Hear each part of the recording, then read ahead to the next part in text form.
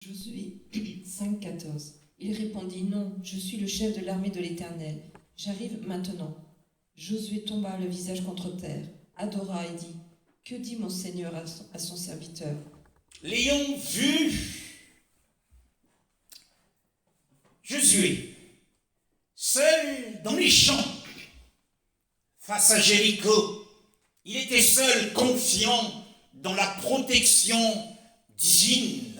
Nous devons l'être en quelques lieux où nous pouvons être seuls dans la nuit. Soyons confiants dans la protection divine, la nuit comme le jour. Alors, il méditait, il priait, les yeux baissés, et lorsqu'il leva les yeux, un homme est apparu, soudainement. Waouh! Et Josué eut une première réaction. Il était habité d'un esprit militaire. Et dans son audace, il lui lance un défi. Es-tu des nôtres ou du côté de nos ennemis? Il était prêt à en découdre avec lui. Parce qu'il avait vu que cet homme avait une épée dégainée. Il avait une épée nue à la main. Et à cette première question, et lorsqu'il entend la voix de celui qui se tint en sa présence, et cet homme étrange lui dit: non, non, sois assuré, je ne suis pas ton ennemi. Non, ne sois pas troublé. Non, sois dans la paix. Oui, lorsqu'il vient pour apporter la paix à son peuple. Il vient pour rassurer les saints. Et Josué fut rassuré dans son inquiétude. Je viens en ami. Telle a été la parole du Seigneur dans le nom. Et il poursuit en disant: mais je suis le chef de l'armée de Yahweh. Je viens comme le commandant en chef. Waouh! En face de cet homme, il y avait un général, Josué, le général des forces d'Israël, qui était en retraite et qui recherchait la face de Yahweh pour avoir une direction divine. Et l'homme qui se présente à lui de façon impromptue, cet homme lui dit: je suis le commandant de l'armée du ciel. Donc nous avions face à face un général des forces d'Israël et le commandant de l'armée du ciel. Waouh! Alors qui est ce commandant? Puisqu'on avait le général Josué et celui qui se présente, il se présente comme le généralissimo. En espagnol, généralissimo, c'est le généralissime en français, qui signifie le général des généraux. Et en d'autres termes, il lui a dit: je suis le général des généraux, le général des différentes armées. Genèse chapitre 32, le verset 2. Jacob poursuivit son chemin, et des anges de Dieu vinrent à sa rencontre. 3. À leur vue, Jacob dit: c'est le camp de Dieu, et il appela cet endroit Mahanaïm. Oui, Mahanaïm a été le nom qui fut donné en ces lieux parce qu'il s'est rendu compte dans sa perception Et sans doute qu'il était le seul à voir ce qui paraissait à ses yeux. C'était un miracle. Il a vu un campement d'anges, sans doute un campement d'anges devant lui, pour le prévenir contre la colère de son frère Ésaü. Et sans doute qu'à son arrière-garde, il y avait aussi une autre armée des anges pour le protéger contre le poursuivant Laban. Alors il appela ce lieu Mahanaïm, qui signifie les deux campements. Voyez-vous, et le commandant en chef qui est apparu à Josué n'est autre que le prince de ces différentes armées. Que nous dit la Nouvelle Alliance? Hébreux chapitre 2, le verset 10. Celui pour qui et par qui toute chose existe voulait conduire à la gloire beaucoup de fils. Il lui convenait donc de qualifier parfaitement par des souffrances l'auteur de leur salut. Oui, car il est convenable, le dit l'auteur de l'épître, que celui pour qui, c'est-à-dire celui qui est la cause finale de toutes choses sont faites pour son plaisir et pour sa gloire. Quoi que nous fassions, nous exhortent les Écritures, nous devons le faire pour la gloire du Seigneur. Toutes choses pour qui? Quoi que nous entreprenions, tous nos projets doivent être motivés par l'idée de glorifier le Seigneur, par l'idée de lui plaire, quoi que nous fassions, quoi que nous disions, quelle que soit notre œuvre, c'est pour lui que toutes choses sont accomplies. Et Yoshua, s'adressant à son père, il dit: je t'ai glorifié sur la terre. Oui. Et lui-même, lorsqu'il présente son fils au monde, il déclare: voici mon fils bien-aimé, en qui je prends plaisir. Tout est pour le plaisir et la gloire du Père. Et nous le bénissons pour cela. Il est la cause finale. Il est la fin finale de toutes choses. La Bible dit qu'il est convenable que celui pour qui toutes choses sont faites en quelque sorte, et par le moyen duquel sont toutes choses. C'est-à-dire qu'il est la cause efficiente, il est la cause première de toutes choses. C'est lui qui a créé le monde. Il a créé tous les univers. C'est lui qui nous a donné son Fils. La Bible dit que Dieu a tant aimé le monde qu'il a donné son Fils unique qui était cher, afin que quiconque croit en lui ne périsse point, mais qu'il ait la vie éternelle. Oui, il est la cause efficiente, la cause première de toutes choses. Et nous le louons pour cela. Et qu'a-t-il fait? La Bible dit qu'il a conduit beaucoup de fils, beaucoup d'enfants de Dieu. Il les a conduits, c'est déjà un programme qui avait été fait avant la fondation du monde. Il les a conduits à la gloire. De quelle gloire parle-t-on ici? On nous parle ici de la gloire du royaume millénaire, d'une part, mais ensuite de la gloire dans l'éternité future. Oh, puissent beaucoup de frères accéder au royaume de 1000 ans du Seigneur, car il lui sera dit à chacun: bon et fidèle serviteur, entre dans la joie de ton maître. Et la Bible dit que pour cela, il a rendu parfait. Comment c'est dit dans ta version? Il a rendu parfait. Parfait. Qui a-t-il rendu parfait? Il convenait donc de qualifier parfaitement par des souffrances l'auteur de leur salut. L'auteur, dans ta version, il est appelé l'auteur du salut. Et dans ma version, il est appelé le prince du salut. Alors, lorsqu'il se présente à Josué, il se présente comme étant le chef.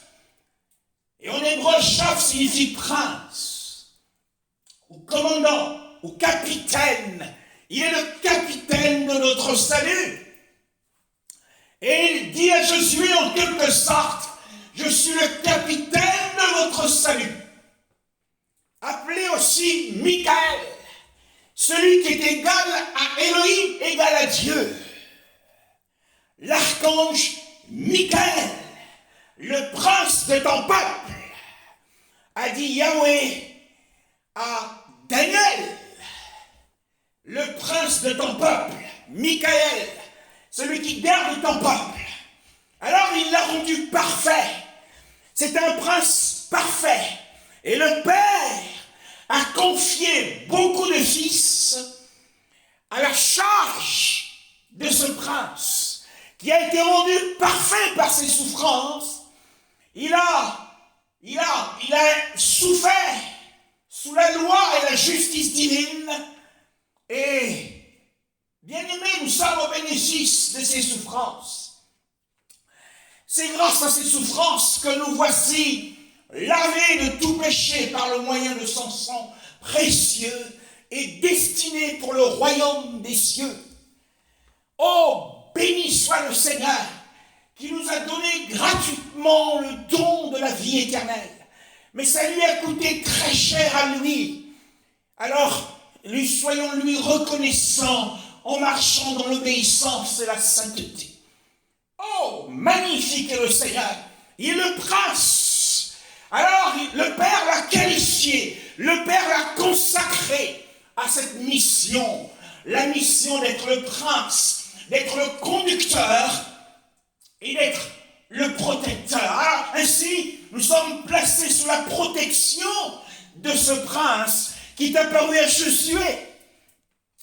Si et seulement si nous le suivrons, si et seulement si nous sommes obéissants, ne disons jamais, eh bien nous sommes protégés par Yahushua, mais si nous sommes dans la désobéissance, ça ne marchera pas. Il faut le suivre pour que cette protection ait de l'effet. Autrement, nous sommes exposés. Oh mes frères, magnifique est le Seigneur. Alors c'est un chef digne de confiance et digne de cette mission, car il dit à Josué, je viens maintenant. Donc il va auprès de Josué chercher des missions. Et quelle était sa mission auprès d'Israël ce jour-là? Eh bien sa mission auprès de son peuple était de galvaniser ce peuple. C'est-à-dire le motiver, l'enthousiasmer, le fortifier, l'encourager, mais aussi combattre pour lui, parce qu'il est notre guide, il est notre conducteur, le prince de notre salut, le généralissimo, Yahushua. Et lorsque nous endurons une épreuve, mes frères, nous devons l'endurer comme des bons soldats de ce capitaine du salut. Alors, tous ceux qui l'ont pour capitaine doivent être conscients, car en étant sous sa protection et en lui obéissant, nous hériterons de la gloire et d'un grand honneur. Et en étant sous ses ordres, bien-aimés, eh bien nous pouvons être sûrs de remporter la victoire, comme lui il a remporté la victoire. Car il l'a dit, soyez assurés, j'ai vaincu le monde, prenez courage, dit-il. Bien-aimés, avec un tel capitaine, réjouissons-nous. Et lorsque nous retournons dans Josué, chapitre 5, la Bible continue en nous disant, Waouh, je viens maintenant. Et il vint donc pour donner les ordres à Josué. Il était venu pour lui donner les ordres. C'est pourquoi au chapitre 6, les 5 premiers versets du chapitre 6, ce sont les ordres de Yahweh, donc Yoshua, Michael ou Michel, dans le langage courant. Et lorsque notre capitaine nous apparaît, ou lorsqu'il nous parle, mais comment Josué s'est-il comporté? La Bible dit qu'il tomba sur ses faces. Et il se prosterna. Mais pourquoi s'est-il prosterné? Eh bien parce qu'il aperçut, nous l'avons dit, il aperçut que cet homme, par sa voix inhabituelle, une voix tumultueuse, eh bien il est sûrement Elohim. Et pour lui, il s'agissait bien de Elohim qui était en présence de lui. Et que pour lui, ce n'était pas un simple homme. Alors il est tombé, il lui a rendu des hommages, il lui a rendu le grand respect qu'il faut. Bien-aimés, lorsque nous nous prosternons, lorsque nous nous agenouillons, eh bien nous témoignons du grand respect à notre roi, à notre prince. Qu'est-ce que l'adoration? Eh bien c'est le témoignage d'un grand respect à Elohim, notre Seigneur. Alors, nous voyons Josué ne pas être jaloux, parce qu'il avait en face de lui un autre général.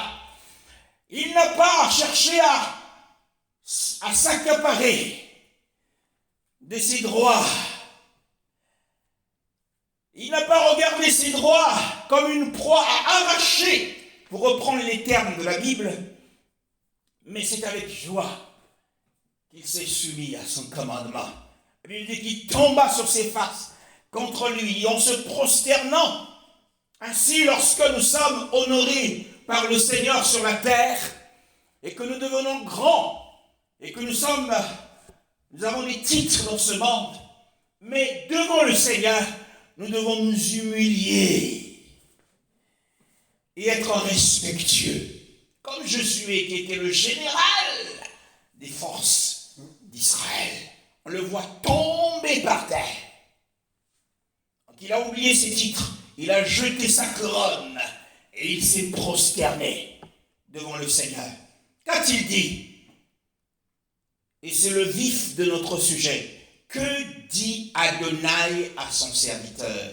Dans ta version, il dit quoi? Dit mon Seigneur à son serviteur. Oui, Adonai, Seigneur, ce sont des termes ou des titres synonymes. Wow. Alors, à la première question, es-tu un ami ou un ennemi? C'est une question audacieuse. Mais à la deuxième question, nous voyons l'expression d'un homme pieux, un homme qui craignait le Seigneur. Nous avons dit qu'il a reconnu que c'était le Seigneur. Parce qu'il dit le Seigneur au Adonai. Que dit Adonai à son serviteur? Tel doit être notre leitmotiv.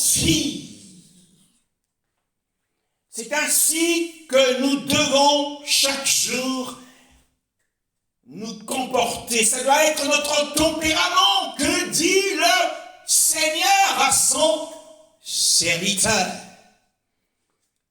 Pour Josué, le Mashiach était son Seigneur et que lui, il était le serviteur. Pour Josué, le Mashiach était son capitaine et lui, il était le soldat. Pourtant, général des forces armées, mais face à lui, il n'était qu'un simple soldat. Et il avait en face de lui le capitaine de notre salut, sachant que Yoshua a été immolé avant la fondation du monde et manifesté lorsque les temps ont été accomplis. Nous comprenons que le fondement de toute obéissance, oui, le fondement de toute obéissance est notre engagement de nous-mêmes au Seigneur, en se prosternant et en disant que dit le Seigneur à son serviteur?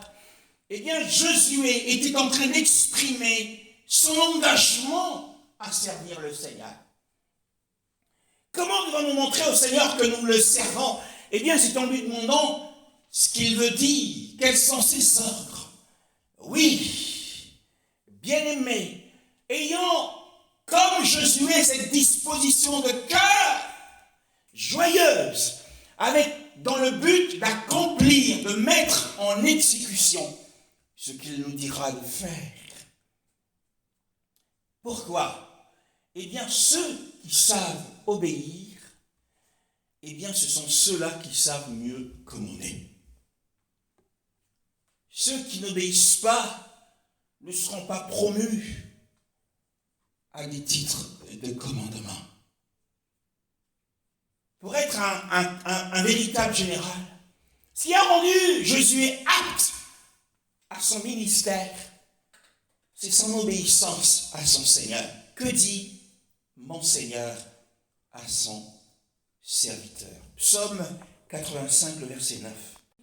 J'écouterai ce que dit Dieu, l'Éternel, car il parle de paix à son peuple et à ses fidèles, pourvu qu'il ne retombe pas dans la folie. Oui, pourvu qu'il ne retourne pas dans la folie.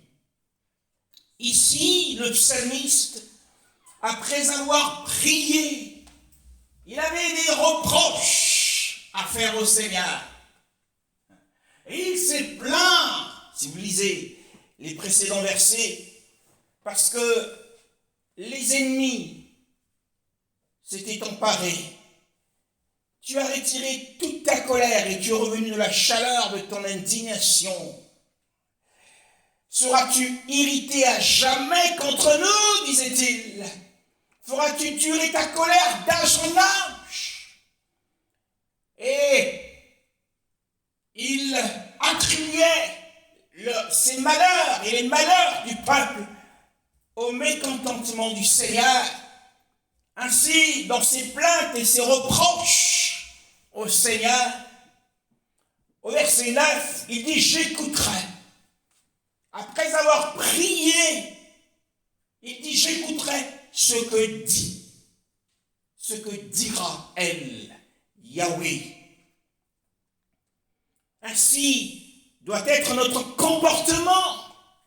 Le psalmiste, après avoir déversé son cœur auprès du Seigneur, il estimait qu'il avait trop parlé. Et lorsque nous prions encore, nous parlons beaucoup. Mais ce psalmiste avait estimé qu'il était temps qu'il soit dans une attitude d'attente de connaître la volonté du Seigneur, d'être dans une attitude d'attente, de savoir ce que dit le Seigneur à son serviteur. Que dit mon Seigneur à son serviteur? Car il dit, j'écouterai ce que dira El Yahweh dans ma version. Maintenant, j'écouterai ce qu'il a à me dire. J'ai déversé mon cœur auprès de lui. Alors je m'attends à ce qu'il a à me dire. Qu'a-t-il à me dire? Qu'est-ce que le Seigneur te dit aujourd'hui? Qu'est-ce qu'il t'a dit hier? Tu as prié, mais qu'est-ce qu'il t'a dit? Bien-aimé, cet homme, ce psalmiste, était prêt, disposé à accueillir la volonté du Seigneur. Ce que le Seigneur a à dire, c'est l'expression de sa volonté. Car sa volonté est sainte. Ses paroles sont saintes. Alors il avait beaucoup parlé. Bien-aimés, nous avons tendance, nous voulons absolument que le Seigneur entende ce que nous lui disons par la prière. C'est ce que nous voulons qu'il entende ce que nous lui disons par la prière. Mais si nous voulons réellement que le Seigneur entende ce que nous lui disons par la prière, nous devons être prêts, comme le psalmiste, à entendre ce qu'il va nous dire par sa parole. J'écouterai ce qu'il dira. Et Josué dit, que dit le Seigneur à son serviteur? Pour que le Seigneur entende nos prières, nous devons d'abord être prêts, disposés à entendre ce qu'il nous dit par la parole. Oui. Alors cet homme, qu'attendait-il du Seigneur? Quelle doit être l'attitude des saints aujourd'hui? Qu'attendait-il du Seigneur? La parole nous dit, il parlera de paix. Waouh! Il parlera de paix. C'est quoi la paix en hébreu? C'est le shalom. Et le shalom en hébreu, c'est quoi? C'est la gloire, la prospérité. La Bible dit, invoque-moi. Jérémie 33, le verset 3. Invoque-moi et je te répondrai. Je t'annoncerai des grandes choses, des choses cachées que tu ne connais pas. Alors ce psalmiste, après qu'il se soit plaint, il s'attendait à des grandes choses. Il s'attendait à des bonnes choses. Et le Père ne donnera-t-il pas des bonnes choses à ceux qui le lui demandent, a dit le Mashiach, le bienheureux sauveur. Oui, tout ce qui est bon, tout ce qui est agréable, vient du Père céleste, du Père des Lumières, en qui il n'y a ni changement, ni ombre due à des variations. Oui, ce psalmiste attendait des grandes choses. Sûrement que vous êtes aussi dans cette attente. Des grandes choses, des bonnes choses de la part du Seigneur, de la part de l'Élohim qui exauce les prières. Ne vous attendez pas à des petites choses, mais attendez-vous à des grandes choses, car il est un grand Élohim. Et tout lui appartient. Cela signifie aussi que, après que nous ayons prié, nous devons veiller sur nos prières. C'est-à-dire que nous devons toujours en attendre une réponse du Seigneur.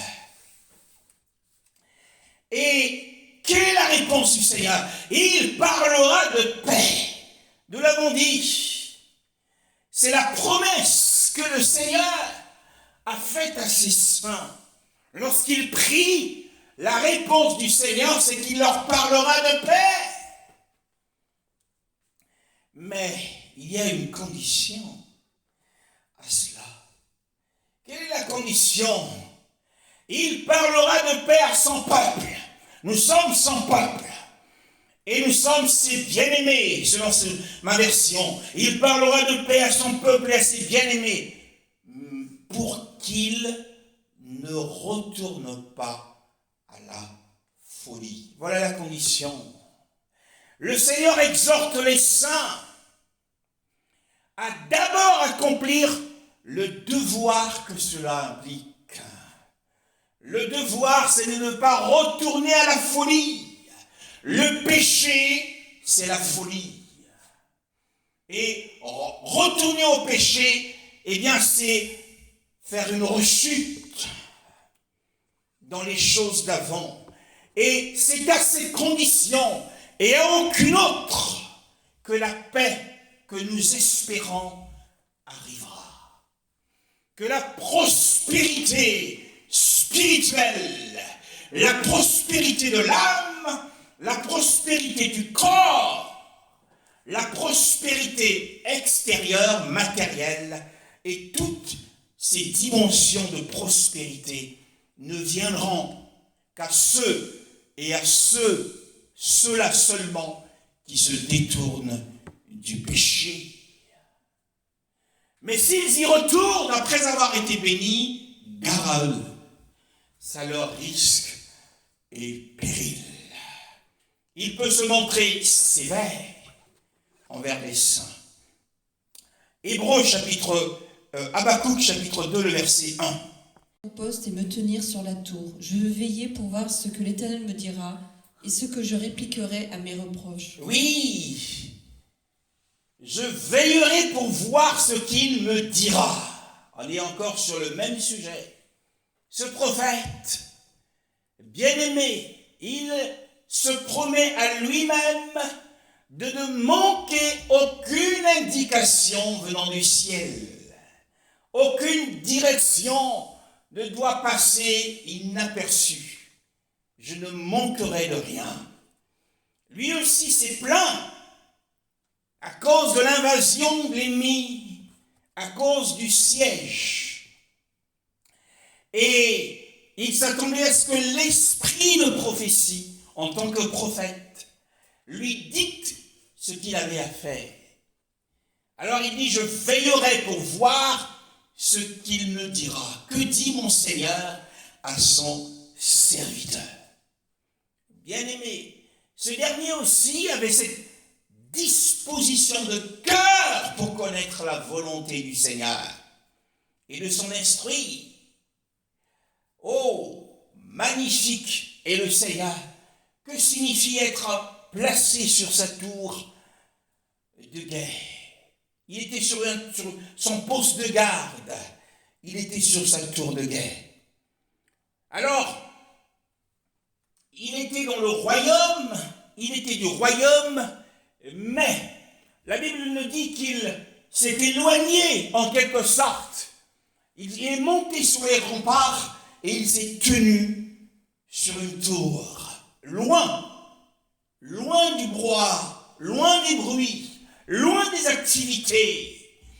Alors cela signifie pour nous, être placé sur sa tour signifie se détacher du monde, s'élever au-dessus de lui, concentrer son attention.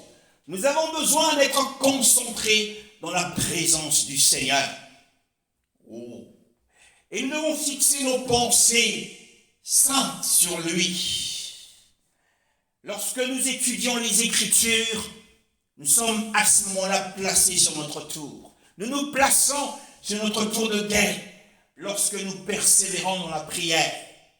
Lorsque nous nous retirons dans notre chambre, tu es sur ta tour de guet. Tu es sur ton poste de garde, en train de t'attendre au Seigneur. Que dit mon Seigneur à son sauveur, à son serviteur? Excusez ce lapsus. Oui, il n'a pas besoin de sauveur car il est saint. Il n'y a point de mal en lui, point d'iniquité en lui. Alors, aimons d'être sur notre tour de garde, sur notre tour de guet, en nous éloignant un petit peu de la famille pour rechercher la face du Seigneur. Alors c'est une position qui caractérise notre constance, notre persévérance, notre patience et notre résolution. Nous voilà engagés comme le prophète dans la prière. Psaume 5. Le matin, tu entends ma voix. Le matin, je me tourne vers toi et j'attends. Oui, je me tourne vers toi et je fais quoi? Et j'attends. Qu'attend-il? Qu'attend-il? Il attend une réponse du Seigneur. Il attend à ce que le Seigneur lui parle. Que dit mon Seigneur à son serviteur? Et il le fait le matin. Pour lui, le matin, eh bien, c'est le moment du grand devoir de chaque chrétien. Pourquoi? À cause de la fraîcheur de la journée, à cause de la vivacité du corps et de l'âme, à cause de la sérénité du cœur. Le matin, le cœur est serein. Parce que on n'est pas encore engagé dans les affaires de la journée, dans les soucis du quotidien. Le matin, quand on se réveille, on est ragariardi, révigoré, on n'est pas encore accaparé par les soucis. Alors, le psalmiste David, les dates de ses lettres qu'il envoyait au ciel, c'était le matin. C'était très tôt le matin. Parce qu'il estimait qu'il était apte, il était dans un état de fraîcheur qu'il n'aura pas en fin de journée. On n'a pas le même état le matin qu'en fin de journée. En fin de journée, on est fatigué, bien souvent. Et il dit, le matin, tu entends ma voix, donc il prie dès le matin. Ensuite, je me tourne vers toi. Et dans ma version, on ne dit pas j'attends, mais je veille. C'est-à-dire que je lève mes yeux vers le ciel. En veillant, on exprime notre espoir, notre attente, notre foi et notre confiance qu'une réponse nous sera donnée. Nous devons être confiants lorsque nous prions, quelle que soit l'heure. Nous devons être conscients qu'une réponse nous sera donnée. La Bible dit que tout ce que vous demandez en priant, croyez que vous l'avez reçu et que vous le verrez s'accomplir. L'expression « le verrez s'accomplir », c'est la confiance qu'une réponse nous sera donnée.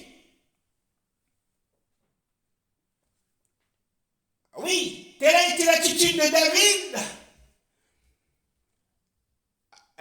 Il ne négligeait pas ses prières, il veillait sur ses prières.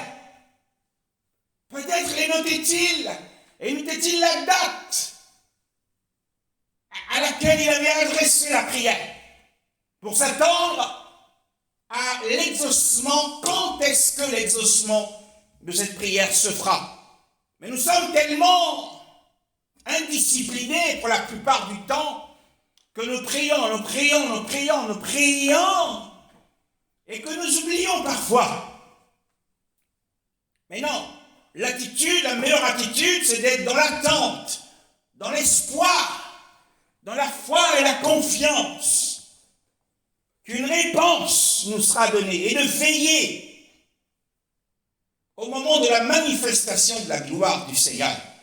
Donc le psalmiste veillait, c'est-à-dire qu'il levait les yeux vers le ciel. Pourquoi? Eh bien parce que c'est là-bas qu'il avait envoyé sa prière. Où la prière a été envoyée, adressée.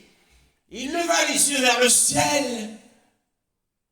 Eh bien parce que c'est de là-bas que lui viendra la réponse. La réponse viendra, bien-aimé dans le Seigneur. Alors quand la réponse viendra, si je suis exaucé dans ce que j'ai demandé au Seigneur, eh bien je lui serai reconnaissant toute ma vie. Cependant, s'il me refuse dans son infinie sagesse ce que je lui ai demandé, quelle doit être mon attitude? Est-ce que je dois abandonner la foi? Non. Est-ce que je dois être mécontent contre le Seigneur? Non. Eh bien, je dois être patient. Je dois garder mon calme. Mais dans ce que je m'ai demandé, mais si je ne l'ai pas encore obtenu, ça fait des semaines, des mois, quelle doit être mon attitude? La Bible dit que si elle tarde, attends-la. Elle s'accomplira certainement. Alors je dois continuer à prier et je dois attendre sans me décourager. Il leur dit une parabole pour leur montrer qu'il faut toujours prier et ne point se relâcher.